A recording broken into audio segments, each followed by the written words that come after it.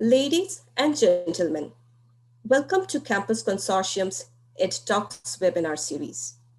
Our presenters for today's session are Rodney Nobles, Chief Information Officer and Chief Security Officer from Wisconsin Technical College System, Dr. Alexandria Salas, Dean of Innovation, Teaching and Digital Learning Excellence from Delaware Country Community College, Jennifer Madrid, Director, Visual Service and Technology from Pima Community College, and Dr. Carl Horvath, President at Campus Consortium.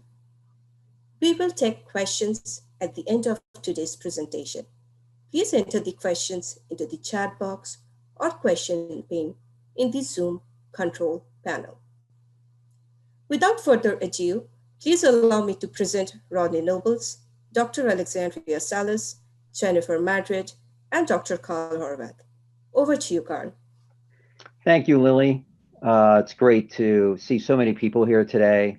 It's post-Thanksgiving, and for all the folks that have signed up and joined us today says a lot, because I know a lot of you are trying to end the semester who are institutions, and a lot of vendors that also attended are looking to help the institutions end the semester in some cases. So I think what we have today is going to be an interesting conversation with your peer institutions and higher ed professionals that have been facing this challenge since March of this year.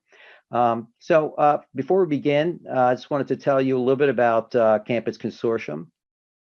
Campus Consortium was founded in 2003. And Campus is here to really support the higher education system, but also education in general, to assist K through 12 school districts as well. But our intent is to reduce the time, costs, and effort associated with implementing enterprise IT and really make technology affordable for education. A long time of technology being in the for-profit sector, where they've effectively used that for their missions. It's been a little difficult to get to in nonprofits. And so the idea behind Campus Consortium is to provide that assistance. And especially now with the onset of the pandemic, it's forced us to work in a very technology dependent environment. Also want to give a shout out to our partners who make these EdTalks and our other services possible. We have a few vendors that are here with us today. We have Oracle, Salesforce, Math Labs, quite a few folks that have joined us, so appreciate the attendance and learning more about and contributing more to the COVID response situation that we're facing today. Also would like to say, if you're interested in being a partner of Campus Consortium, please reach out. We would love to have that discussion with you. Our idea is to partner with vendors to make solutions affordable for schools. Also have a couple grants that are related to our content today that are currently available till December 15th. One is there's an IT learning management system help desk grant and the virtual one-stop student services support grant that are available for the next couple weeks. So this may be something that, if you're interested in, we can absolutely pursue. I'd like to just start off briefly to set the stage for our guest speakers today. There's any number of articles and information that is out there regarding COVID-19 and the pandemic response that everyone has been dealing with. There's very recent articles and research that have been published, and more to come as we learn more about the impacts of COVID-19 on student experience and expectations. Very large survey with over 1,500 subjects that was published in November. Also, being a student during the pandemic, impact of COVID-19 on undergraduate and graduate student experience from UC Berkeley. That came out over the summer. And then, of course, there's a few Forbes articles out there about the discussion about the financial impact. 120 billion is expected, and also it's not just the economic impact, it's a psychological impact when the bedroom becomes your classroom. Impact of COVID-19 on college students, which we'll learn more about as we move along. There are other surveys that are out there. Here's something from Inside Higher Ed. Overall financial stability, as we could see, the 120 billion is reflected in this survey. 89% of schools are concerned.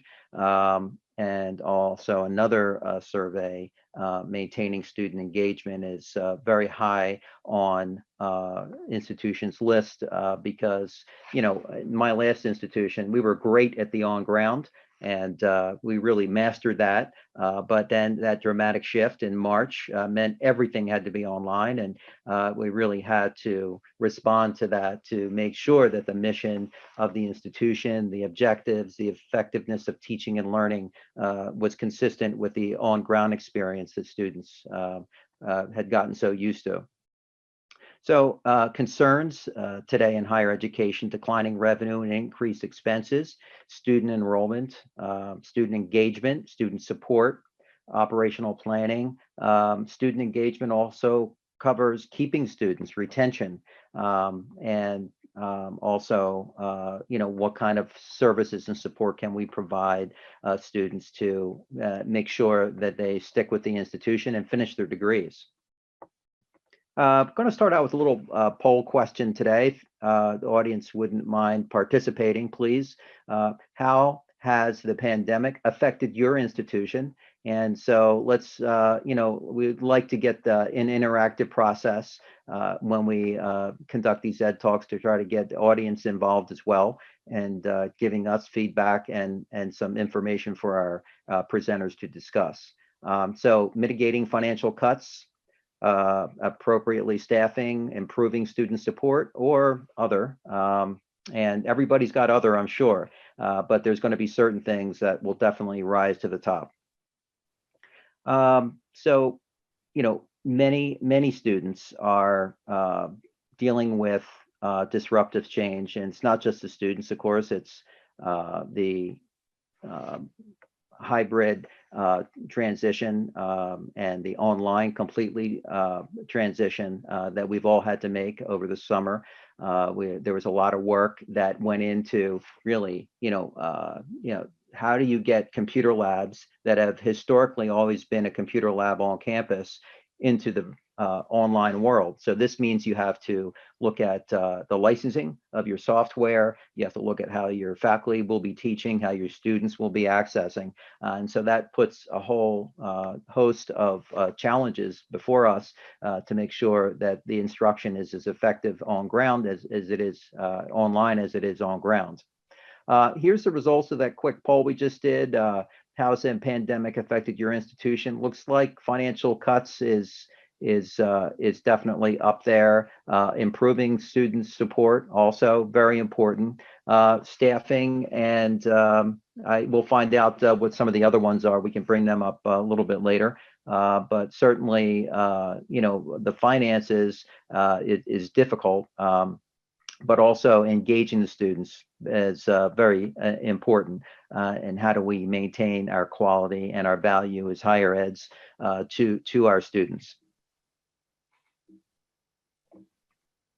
So students do expect service. This is not the higher education of years ago, and it's not even the higher education from a year ago.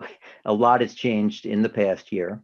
And, this shift to virtual learning has absolutely accelerated, and it's disrupting our entire way that we deliver our teaching, our learning, and our student services. And so how we respond to this, what tools we use, and how effectively we use them is very important moving ahead.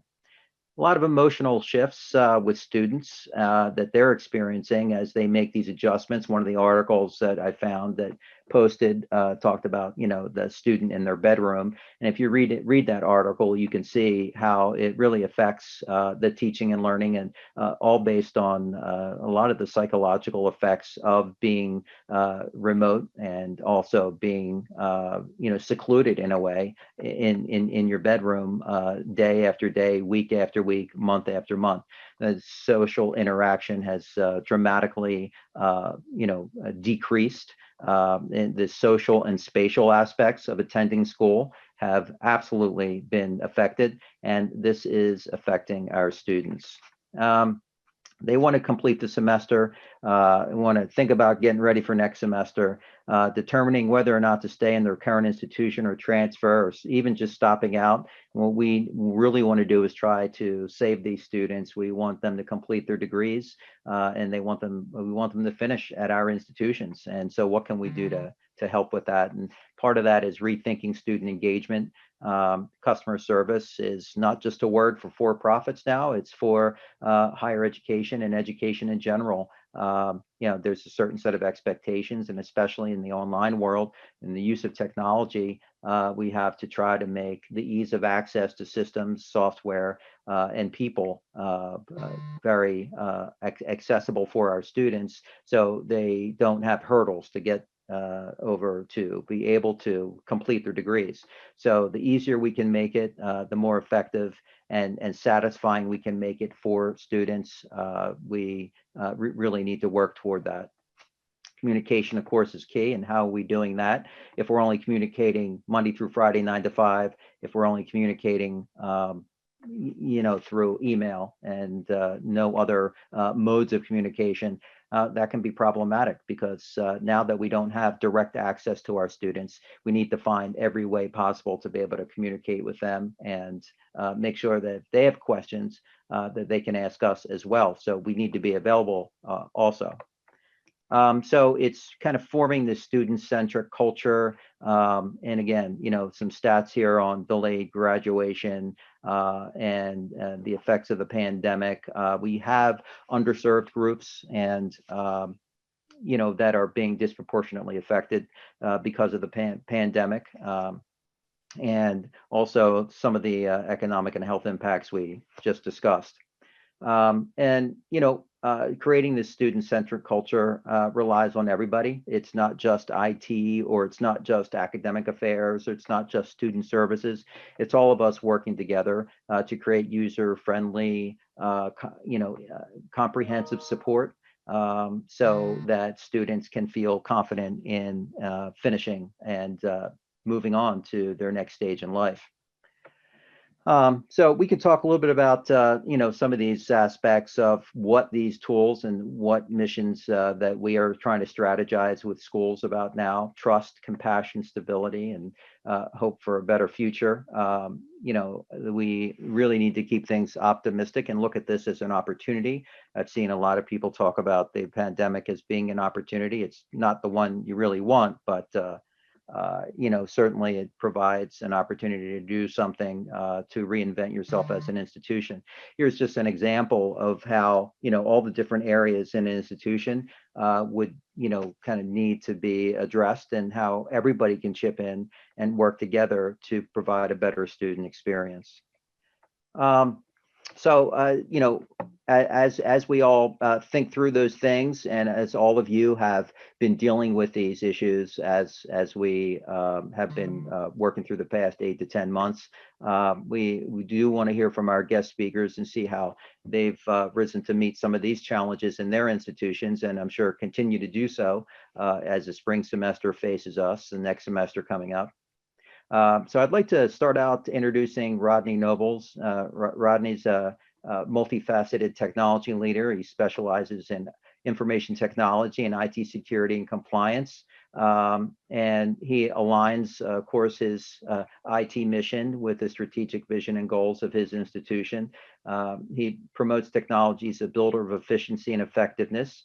And during these challenging times, he keeps his team motivated by having them think like a CIO and move away from that traditional view of IT. He looks at projects from a management perspective with the goal of creating a vision for the future. Rodney's areas of success have included reinventing complex processes to make work, process, and procedures easier for staff, with the goal of creating more time to focus on students, which I'm sure we all are. Rodney is in an institution within the Wisconsin Technical College System, 16 public technical colleges, and Waukesha County Technical College is Rodney's responsibility. Rodney, I'd like to hand it over to you. Anything else you'd like to say about yourself? And then if you could tell us your story, we'd appreciate that. Well, thanks, Carl, and Campus Consortium for allowing me to be able to talk amongst our guests today. As now you see some of the objectives and challenges that I have, I won't go through them point by point. You can read them there. But I first start off by telling everyone, especially everybody on WCTC's campus, that there's a three-pronged offense that must happen. One is people, process, then technology. Technology is not the end all of everything. Technology does not solve or service everything. You got to have the people, you got to think about the people, and you got to think about the processes that's in place to make the technology more viable for any institution to use and to make things more efficient for your campus. So now we've, at WCTC, we moved to a guided pathways process. And during that process, when we first started talking about going to guided pathways, and that was like maybe 3 years ago, we set in place our opportunities to make like everything better in IT, such as adding new fiber, upgrading our infrastructure, using cloud technology, using SaaS applications, all those things to provide a better service for our clients. And so one of the things that we did, because we are a BBH customer, and we use BBH to supplement our service staff. And what they do basically is they took us off the phone. So, my staff is not sitting there on the phone all day, fielding calls, and I'm not gonna say waste a lot of time, but their time could be used better by going out to the clients and fixing what they need, going in and doing the labs and making sure everything is good for the classes. But once COVID hit, like everybody else, we jumped on Zoom, right? Zoom has become our main tool for communication now, right? Okay, that's good. So we can now communicate with each other, but how do we communicate with each other? How do we make that an effective tool for not just us as a staff, but now our teachers, faculty, and our students? We had a great opportunity because we use Canvas, and Zoom connects right into Canvas, so they can create their own meetings from there. So those connections are great, and it makes the user experience much better for our students and our staff, because really that is the main thing, is how easy is that user experience? I mean, you can put all that technology in the background, but if it's too much for them to even think, if they just can't think about it, say, oh, I go here, I go there, then you lost them, right? Yes, it can be complicated on the back end, but on that front end, it has to be simple to use, very simple to use. Rodney, I'm sorry, I just wanted to interject real quick there. Just had a question, because it sounds like you had already been thinking about working on the technology infrastructure of your institution well before the pandemic came. So it sounds like technically you were in pretty good space, but again, it's like at my last institution, kind of making that pivot for online service now and remote service, since most students are probably not at campus. The same thing for faculty and staff. Absolutely. So when we decided to close our campus for COVID, um, we were able to successfully get everybody remote in 3 days because we already had all the infrastructure set up. We just have to get a couple more tools in our tool belt to make all that happen, especially with communication. But we weren't thinking pandemic. Long term, I was thinking, we're going to have more online services to complement our on-prem services as well. So that was my thought with that. Yeah. And so now, since we have the pandemic's here, we have less people on campus. A lot of our staff now that need to be on campus are kind of stressed because we're in COVID times, and a lot of our enrollment center people have been either been in contact with people who have COVID or contracted COVID themselves. So what we're using a piece of Zoom technology, which is the Zoom kiosk, which is an always-on kiosk. So instead of having a person there, you walk up to the kiosk and someone is there, right? It's just not in person, but somebody is there to help you, whatever question you have. And we're doing the same thing at the service desk as well. We're using app schedulers. We got equipment loaning programs. We have a self-photo ID. You can do it with your phone. So what we're trying to do is everything that you can do on-prem, you can do on the portal, and you can do it on your phone. So it's multiple experiences to get the same result. But I think our best implementation that we did for COVID was artificial intelligence chatbot. Now they don't, students don't have to call up and say, hey, how much did I get awarded? They can go to the chatbot and type that in, and the chatbot will tell them, because they know who they are because they logged in. The chatbot will tell them, you've been awarded blah, blah, blah, blah, this much amount of money. So another big thing that we're doing now is, okay, we have these on-prem labs, right? Okay, how many of these on-prem labs can we take off-prem? So we partnered with a cloud company that allow us to put our labs in the cloud, which allowed us to do what we call a digital backpack, which is we know who the students are, we know what classes you're taking, we know what applications you need.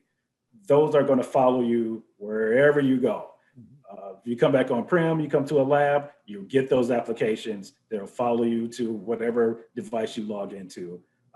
As you see on top of this slide, this is our main thought in IT is we reinvent and repurpose everything, all processes, so you can connect and get to your data anytime, anywhere, on any device.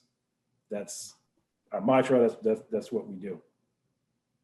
And we're pretty big with with student engagement. So we make sure that we have people who keep into contact with especially our underprivileged students who has they'll have a hard time with technology and probably don't have Wi-Fi and all those kind of things. So we give them those loaner devices to help them out with them. And we keep contacting them to make sure that they're okay. So that's part of our retention. So yeah, that's in a nutshell. That's I would say that's what we're doing. It's a lot more, but I don't have time to explain it all. No, that's a big lift and shift. Rodney just had one question for you, but while we're talking, we get the audience to participate in this poll question: is student engagement one of the top 3 priorities at your institution? Like, how important is that? Of course, it's important, but is it more important than some of the other issues that we've been looking at? Rodney, you were talking about an artificial intelligence chat bot. And so a student, again, this goes to, students aren't on campus anymore. They are learning from home. They have a question. Well, we know they're submitting assignments online at 2:00 in the morning or on the weekends. But if they have questions about their financial aid or other student services, the chat bot's able to provide this information? Is that because they're integrated into your student information system or your other systems that you have? Yeah, yes, Yeah. they're integrated into that. And we can continue to integrate a lot more of those processes into that. But right now we're doing the standard ones, like what are my classes? How much do I owe? Right, right. Well, the questions like that, sometimes have taken, days to get answered. By the time you call the office, you leave a message because that person's not there. But what you're doing is you're kind of putting that information. It's very accessible just about any time, because basically that chat bot's going to look right at that student's information and bring it back to them, so they have the answer immediately. That's great. And that's a little difficult for the staff because we were phone centric. We're a phone centric organization. Call us. Right. You Right. have to.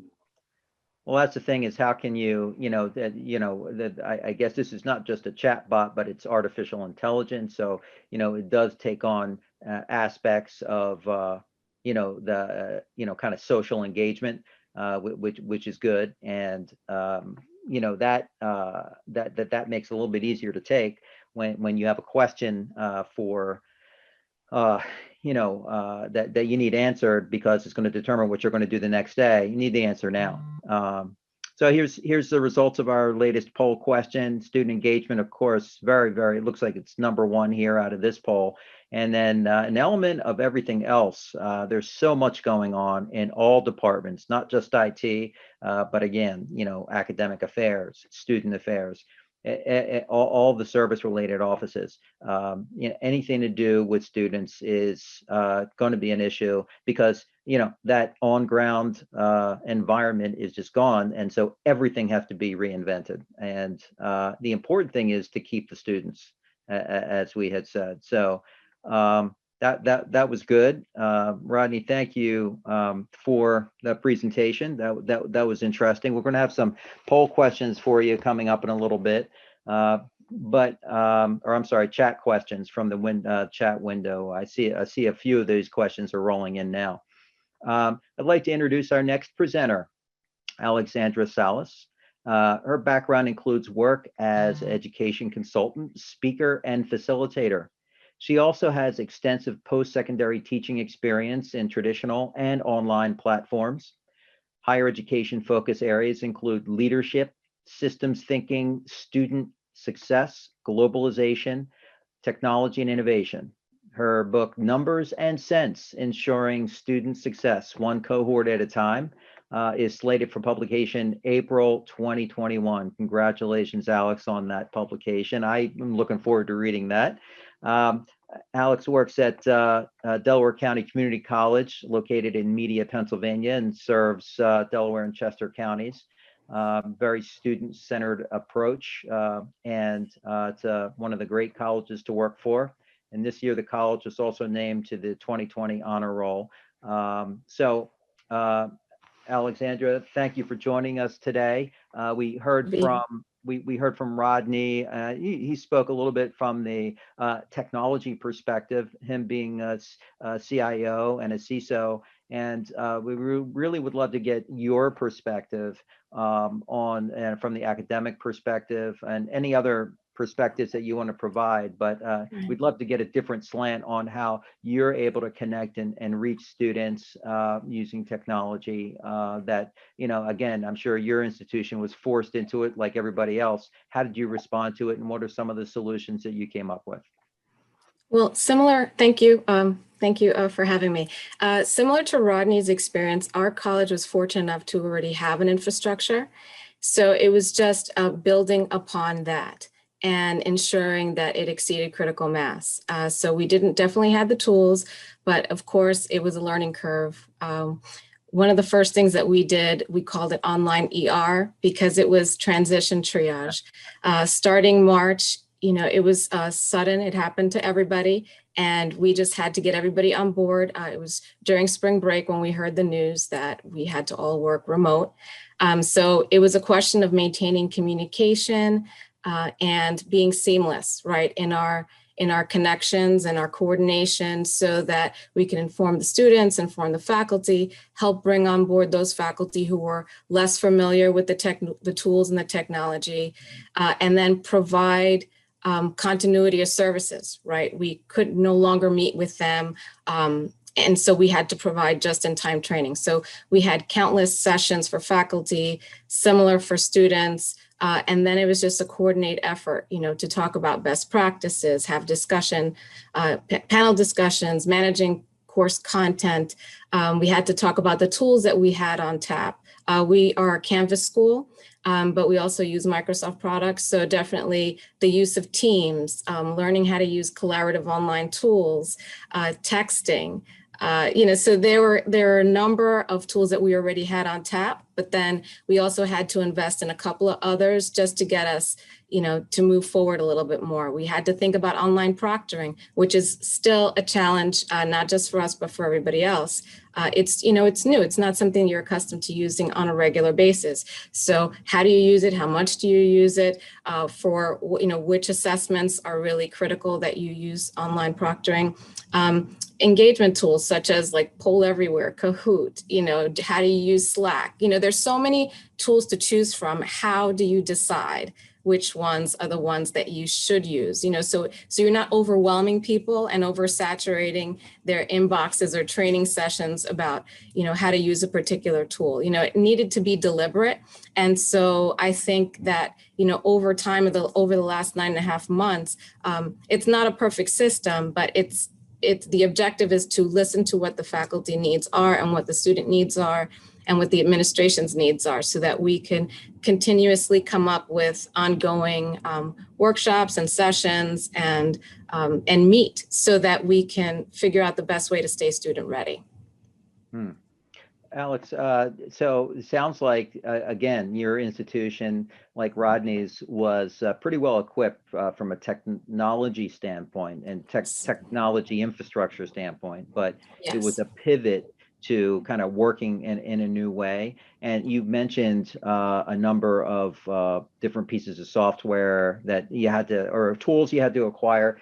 Is there, and then teaching people about it or providing documentation? Is there a portal, or how do they get access to all this information remotely? Well, one of the things that we decided to do was to streamline where we hosted the information. So we created a digital archive where we keep recordings of our workshops, handouts, and any type of information that would be necessary for faculty to use as a resource or students to use as a resource. So they know exactly where to go, and that's where we update it. So just being efficient with how we collect information and how we disseminate it is very important. And I think, and it's also one of my objectives that I listed, is the fact that we had to, and we're still working on it, to become more efficient at coordinating across departments and across areas. Is the question at hand, is it a student affairs question? Is it an academic affairs question? Is it enrollment? Is it admissions? And, right now, because we're in this position where we have to find a way to connect and work together. Every area has its own area of expertise, but we really do need to collaborate. And the technology used well can certainly put us, on that path to working well together. Great. Thank you. So this chart that you have is some of the items you were just talking about, the digital archive. Right. So it's just it's almost like a cyclical, right, of some of the things that you begin to do, but it's an iterative process. So as you do them and as you have more listening sessions and as you put something in place, you learn, you get feedback, and then you tweak it, and then you try other things.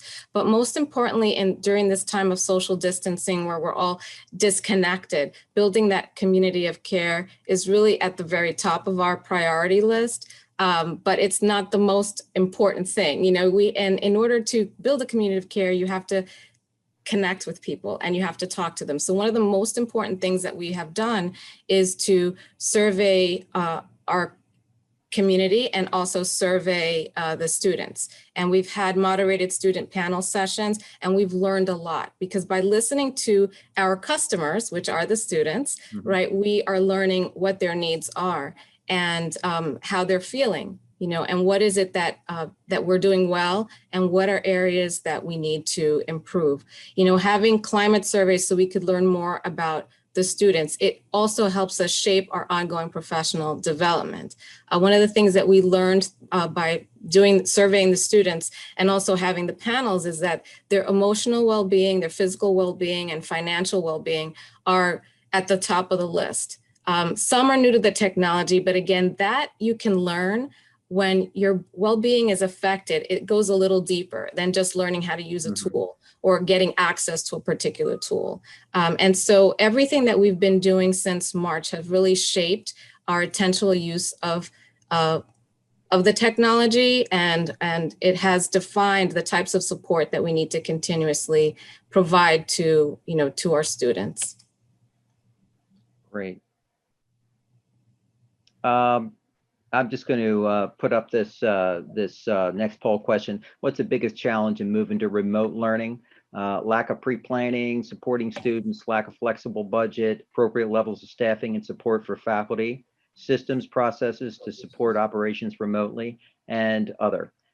So while the audience participates in that quick poll, Alex, just quick question about the idea of, you know, we talked about the pivot, we talked about the student, but what about that interaction now with faculty and students? What have you seen there? I mean, you know, from my experience, having gone through this with an institution, you know, the faculty, of course, everybody was stunned, you know, when this happened in March, but they, you know, faculty really kind of tried to rise to the occasion to adapt. But what have you seen at your institution over the past 9.5 months?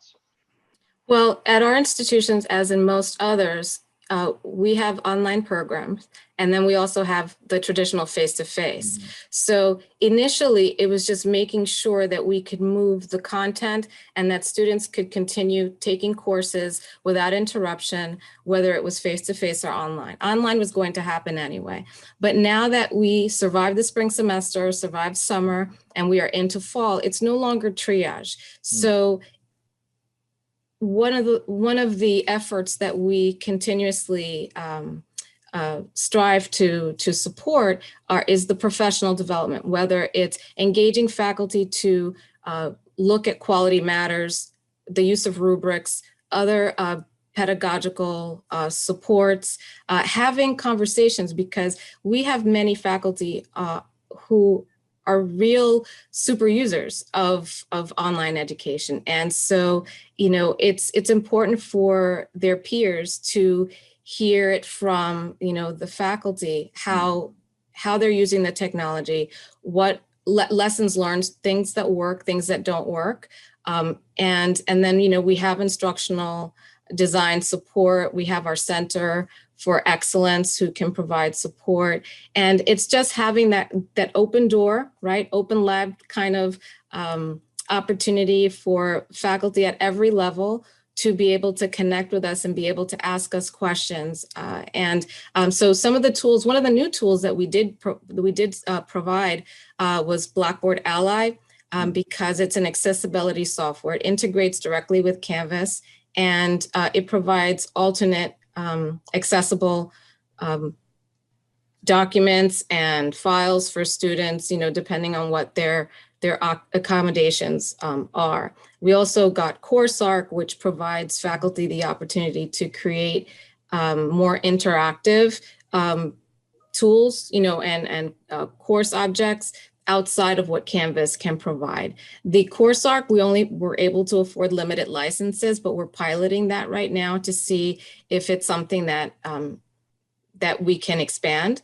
But again, it's about having that open conversation with faculty and letting them understand that we're here to help them, and they can help each other, help themselves, and we're working together with them to provide ongoing tech support and Canvas support and pedagogical support if that's necessary. That's, again, major lift and shift, a lot of work that can be complex, completed in a very short amount of time. The results of the poll just popped up here. What's the biggest challenge in moving to remote learning? Absolutely the systems process to support operations remotely. That's been a challenge, looks like, for at least 24% of our audience today, and that participated in the poll. Supporting students, of course, is a big one. And, you know, it's that whole response. And Alex, as you said, you know, as you get over that initial shock, then you get into the response, you rise to the occasion, and you start getting past the immediate response, and you start refining what you've been doing with students and how you've been working and adapting your teaching and methods to making them the most developed that can be consumed by the student, because you need to reach the students, of course, but it's how you do it. And I know a lot of people never taught online. A lot of faculty, this was their first time. Yourself, who have the online and the on-ground experience, that's a great mix, because you can take the best of both worlds. But a lot of faculty, at least in my last institution, just exclusively taught online, and it was a big learning curve for them. So, but right. I like your approach and what you're trying to do at the institution. Those were really helpful. Thank you. Thank you. Yes. One of the things that we did learn is that we have to keep, the students will tell you exactly what they want. And they have been very complimentary, and where there are deficiencies, they communicate that as well. And, engagement is very important. And it's also about providing faculty with the support and having them understand that if they need help, if they have questions on how to, organize, structure, deliver the course, we have the support system to be able to help them, because engagement is of utmost importance, particularly at this time. It absolutely is. So thank you for that insight. Appreciate that. And we'll move on to our next presenter right now. And we'll have a little discussion again on how we are meeting the needs of students through the use of technology to effectively get our services, our teaching, our learning through the online or remote or virtual world. As Rodney said, it's about the people first, and technology supports it. And that's really, kind of what Campus Consortium is doing, is trying to enable that technology to be the support structure so you can do what you need to do at your institution. I'd like to introduce Jennifer Madrid. Jennifer Madrid is Director of Virtual Services and Technology Initiatives in the Division of Student Affairs at Pima College. She provides academic and technology assistance to ensure student success. Jennifer works closely with faculty and students to ensure everyone she supports feels capable and connected, even when they can't interact in person. Jennifer collaborates with diverse constituents across her institution and develops responsive and supportive systems, processes, and procedures to ensure academic achievement. Jennifer works at Pima Community College, two-year public community college in Pima County, Arizona, serving the metropolitan area. And it has 4 education centers, several adult learning programs, and provides traditional and online instruction for over 144 programs. Jennifer, welcome today. And could you tell us a little bit about your story and your response at Pima College? Yes, thank you, Carl, and thank you, Campus Consortium, for having me today. As Director of Virtual Services and Technology Initiatives, I oversee the third-party call center, our chatbot, and other technology initiatives that we have for students to connect with us. So right out the gate, the most prominent challenge we had was connecting with students when we were forced to be home due to the pandemic. So right away, the call center is what really saved us. It's 24/7 support. Black Belt Help was able to handle the volume of all that incoming inquiry from students, and just able to be responsive with low hold times, and so students were able to connect fast, so they weren't feeling frustrated. So that has been very instrumental, as well as incoming emails. We have a group of very well trained professionals that are handling those inquiries. We also implemented a advisor callback service, which is a queuing service. So much like when students would go into the campus and pick a number and wait in line, it was their way to virtually get in that line. So we actually have a team of program advisors and enrollment advisors ready on standby at any point from 9 to 5. So if a student signs into the queue, they're not having to wait on hold. They can actually sign in, go about their day, and they'll be getting text messages as they come closer to the front of the line. So that has been very successful. That was implemented by our Dean of Enrollment Management. We also have a chatbot, which is an artificial intelligence chatbot that has an established knowledge base that if a student, and it pops up on any one of our website pages. So if a student has a question, they can type it into the chatbot. And if it's something more specific to their student record, then it can be referred to an advisor for a callback. We are in the middle of implementing a live chat where we'll actually have staff that are responding to students as well. So that's some technology that we're moving towards. We're always looking for different platforms to engage with our students. Those are the most prominent things. One of the challenges that we also have at Pima is Pima is situated in Pima County, where the poverty rate is higher than the national average. And so we do have a lot of students who don't have the technology to even do things like this or get into their classes. So we do offer Wi-Fi in all of our campus parking lots. So students can go and use the Wi-Fi if needed. And we also have hotspots that we've been giving to students. Because of our CARES funding that we were able to establish at our institution, we were able to purchase some technology for students as well, so that they can be successful in their classes and finish up. In addition, there's been other resources that we've had. Our academic advisors have been very proactive with reaching out to students, connecting ahead of time rather than waiting for them to come to us. So we do have group advising sessions, registration sessions, where we have 10 or more students sign up for those, and we usually use Google Hangouts or Zoom link, and they chime into the group advising session, and our program advisors lead those and help students that way as well. We also have what we call Connect You, which is under the umbrella of our first year experience. So we're also using that to engage with the first year students, as we know that it's so important to keep those first year students engaged in school. We also have resources through D2L, which is our LMS, our learner management system for online students. And we have our social media. So we have Instagram Live sessions that we host as well, just again with live chat, so that we can make sure that we're addressing any concerns or questions that students have. So again, we're looking at multiple platforms always to reach students in a proactive manner.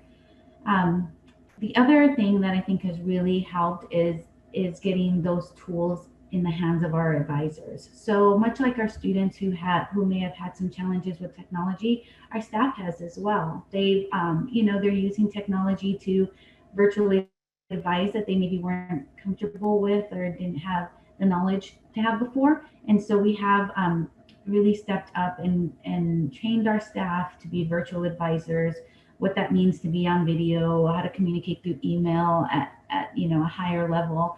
And all these resources we provide, in a toolkit basically for advisors, because that helps form the conversation that they have with students. And also if a student is struggling for whatever reason, they have these tools right at their disposal so that they can provide these resources to students whenever they need them. Let's see. So again, we are the next phase is the live chat, and we're really excited about that because again, we're just always looking for ways to connect with students. Great, Jennifer, that's sounds like a lot of work there. Did have a question for you, but wanted to get in one of our last poll questions. How has your IT department adjusted to supporting students remotely? And 24/7 service, nothing new. Intentional referrals to other support on campus, other providing hardware and internet packages. So while our audience is participating in this poll, Jennifer, it sounds like there's a whole lot of applications, systems, and processes and procedures you've introduced. I guess wanted to ask a question as we were getting ready for today.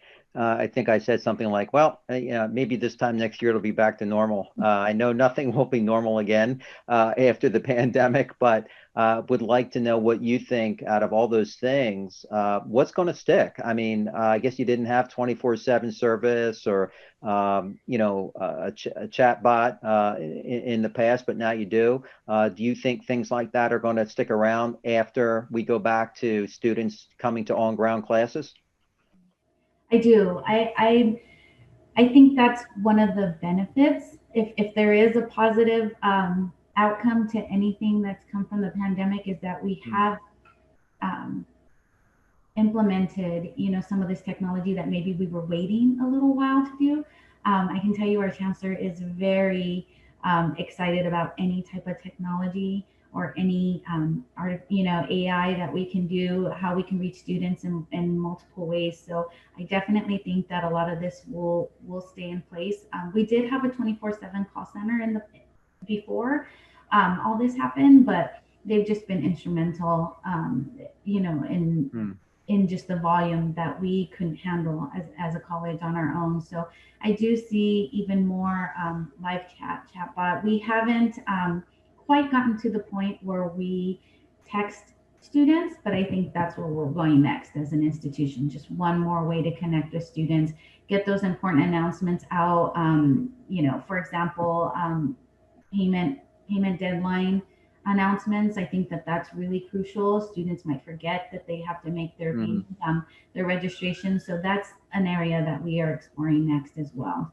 We've been thinking about it for a long time, and I think that's coming. So I do think all these will stay in place, and just enhancing even more of the services that we have online through our PIMA online and D2L support.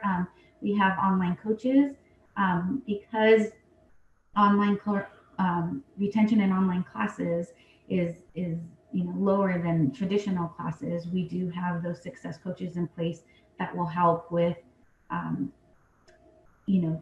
getting students to that end goal, to retaining them and making sure that they persist in their programs. So our PIMA online division has also been working really hard because obviously we've increased enrollment in online classes. So how do we connect with those students and help them? That is great strategies. Yeah, they're going to stick. Some of these solutions, I agree with you. There are things that I know we've been planning for years, and now suddenly it's become a priority. So there's plenty of applications that would be nice to have, or we'd like to get there by 3 years or 5 years, and suddenly a lot of these plans have been moved up to right now. And so it's definitely helpful. Probably not the way we want to implement these solutions, but I can see a lot of them have been very helpful, and it's using them to find the best way and the most effective way to support your students. The results of the poll, recent poll, just showed up here, and providing hardware and internet packages students going home. Jennifer, I think you were talking about the underserved students, and it's particularly your particular area in Tucson there, where students may not have certain tools at their disposal that some other major metropolitan areas might have, as far as internet and hardware, things like that. So it's great to have our systems, but they need to be able to get to our systems. And we talked about Wi-Fi in the parking lot earlier, and just trying to make it easy and accessible for students. And there's other in this poll too. I'd like to be curious to find out what those are as well. Want to just jump over a real quick couple questions if we can do that. And these are some of the solutions we were talking about, the tools, one-stop shop, that's virtual, targeted interventions by having people, or smart applications like artificial intelligence, chatbots, nudging, things like that can all be automated, and they don't have to depend on people. So let's take a quick question. They'd asked about what chatbot are you using? I think you had mentioned, did you mention BBH or somebody did, or was that a different tool? Oh, that's a different tool. Our chatbot we use is it's called Ocelot. Oh, okay. And then Jennifer, you're also providing the support in terms of the 24/7 as well, I believe, in your institution. And captioning software, that was a question a couple of people asked us for the PowerPoint. That's built into PowerPoint, if that's the question. Another question is the IT department is becoming more fluid and flexible to provide support online rather than in person, teaching the staff new skills as an incentive for them and an opportunity for their management. So looks like this has resonated with a number of different institutions that have attended. And we have a few more questions here, and I'm going to package these up and get them out to our panel because we're running short on time right now. I did want everyone to kind of take a look again at our two current grants that we have. One is the Help Desk, and the other one is One Stop Shop. This includes, I believe, services for AI chatbot, which is Simplify. The one that Campus Consortium helps underwrite, as well as services from its partners, Black Belt Help. Want to thank Black Belt Help for making this possible today, and helping us also provide services that are affordable to institutions. Here's our references. I want to thank our panel, Rodney, Alex, Jennifer. Much appreciated. Thank you so much for spending the time with us today. We're going to send you the remaining questions from our audience. We will also provide access to all these materials for folks. Any questions, please contact Campus Consortium. We will make the connections for you. We will also reach out and provide these materials to you. And if you have any questions about the grants that we're offering at this time, happy to talk with anybody anytime. So again, thank you, team. Much appreciated. It was a great discussion, and we'll hopefully have you back again to see how things look in another 6 months or so. Have a great day. Have a great day.